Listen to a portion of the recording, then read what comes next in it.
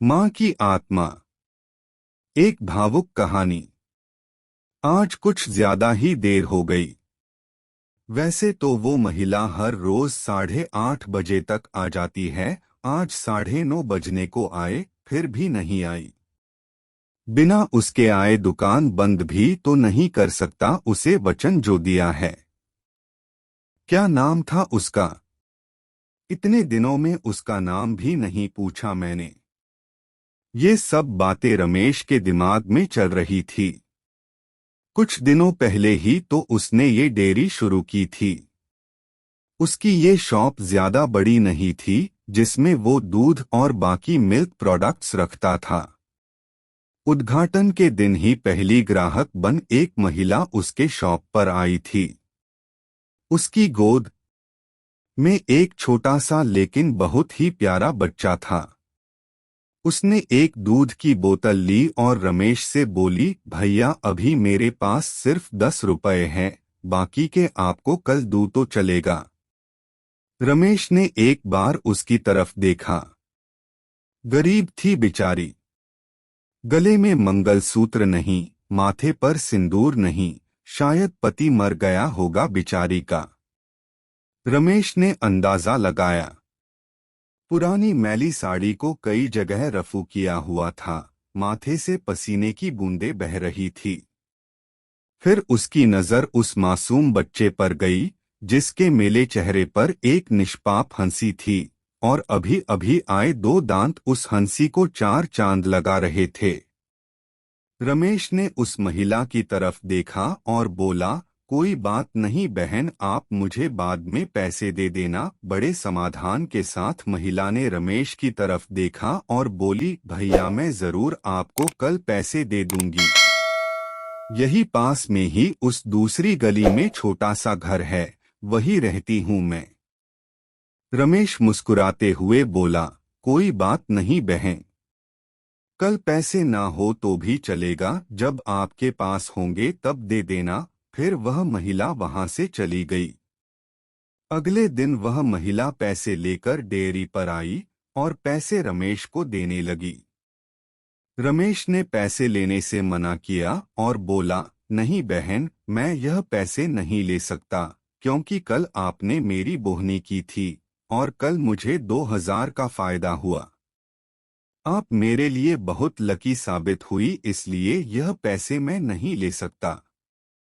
रमेश की कही इस बात से उस महिला को बहुत ज्यादा खुशी हुई, क्योंकि इतने सालों बाद किसी ने पहली बार उसको लकी कहा था, वरना पति के मौत के बाद तो उसके ससुराल वालों ने उसे पनौती कहकर घर से ही निकाल दिया था।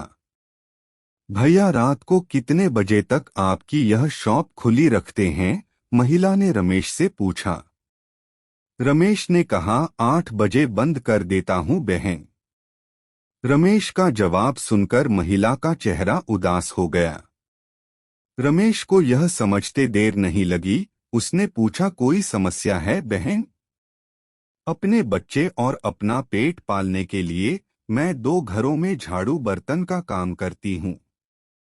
यह सब काम करके रात को 8:30 बजे घर लौट पाती हूँ। तब तक यहाँ आसपास की सभी दुकान बंद हो जाती हैं और लाचारी से मुझे अपने बच्चे को भूखे पेट ही बहला फुसलाकर सुलाना पड़ता है। वह बोल नहीं सकता ना।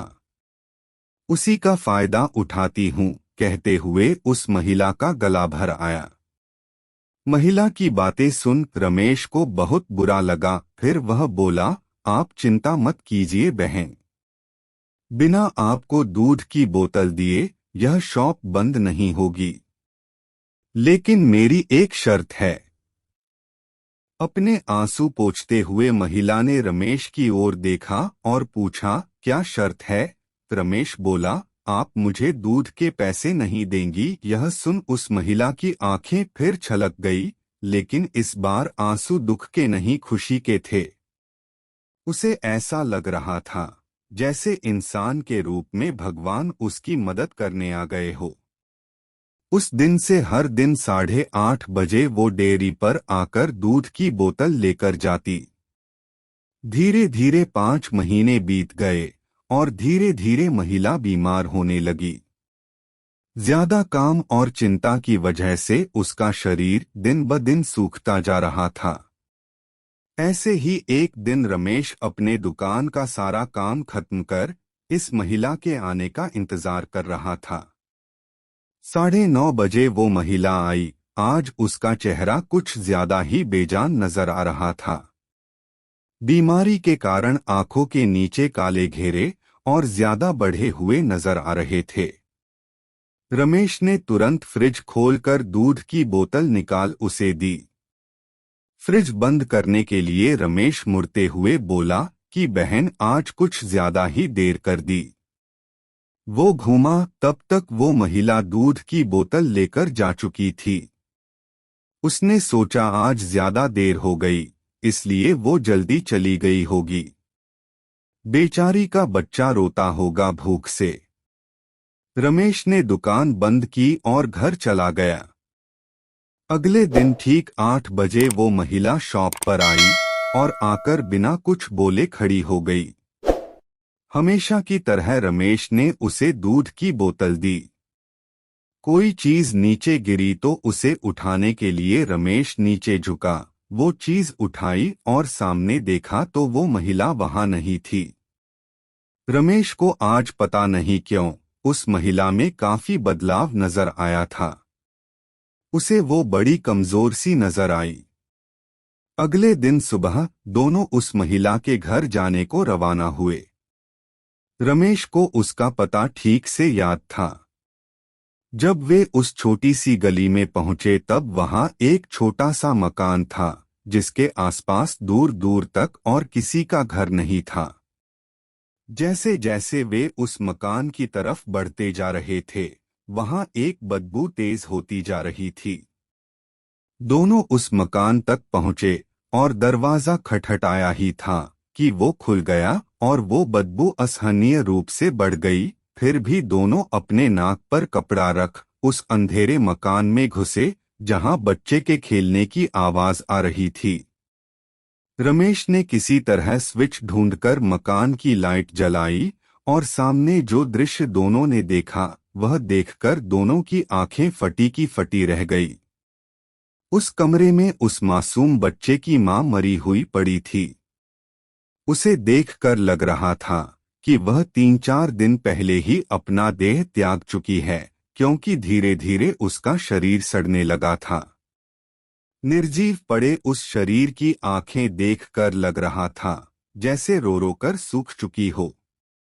निर्जीव होते हुए भी उस महिला की दोनों आंखें अपने बेटे को ही देख रही थी। उसका बच्चा भी अपनी मां की आंखों में देखकर खेल रहा था, जैसे उसे लग रहा हो कि मां उसके साथ खेल रही है और उसका पूरा ध्यान उसी पर है। वहीं पास में ही दूध की 3 से 4 खाली बोतलें पड़ी हुई थी।